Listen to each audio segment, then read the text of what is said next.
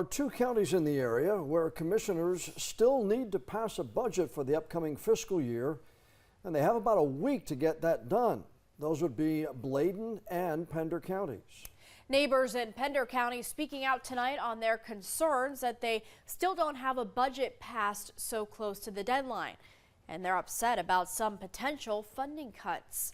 WCT's Delaney Tarpley sat down with both a concerned neighbor and a county commissioner. Delaney, what are some of the big items that have people upset? Well, Daniela, one of those big items is the county's tourism department, which this proposed budget cuts all funding for. One county commissioner says he doesn't see it having too much of an impact, but one Pender County resident says it could cost her in the long run. Pender County is just in my blood and bones. Rochelle Whiteside was born and raised right here. Her father built this house in Topsail Beach in 1951.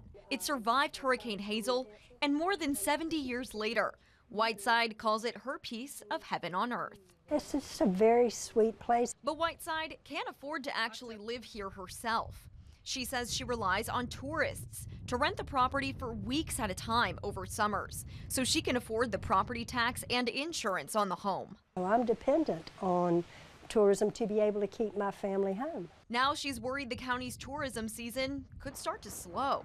Pender County's proposed budget for the new fiscal year cuts all funding for the county's tourism department, which means getting rid of 2 full-time positions.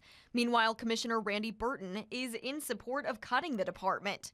He says the work they do could easily be done by other county staff members. I think the return on the investment was just not there. Our mission is to have it fall under like the communications department through the county. You know, we have IT, we have our own website, social media. He also believes tourism has even crowded areas like Surf City and Topsail Beach. Anybody that drives up and down Highway 17 in the Pender County area this time of year, the beaches don't have any lack of visitors and tourists to them. But the budget that includes the funding cuts still hasn't been passed. Commissioners have until the end of the month to get it done. Burton was the only commissioner who voted for the budget at their meeting on Monday. He says while it may be taking time, he thinks it'll be worth it in the end. Our goal is to always have the best impact for our citizens and not raise taxes. And I think in the end, we'll come out with a good budget this year. Whiteside isn't so sure.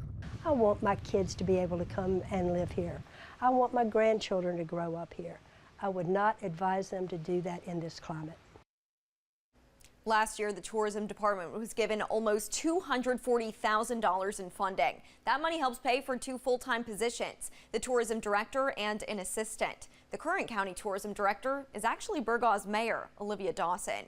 Burton said he hopes they'll both apply for open positions in the county. In the studio, Delaney Tarpley, WECT News.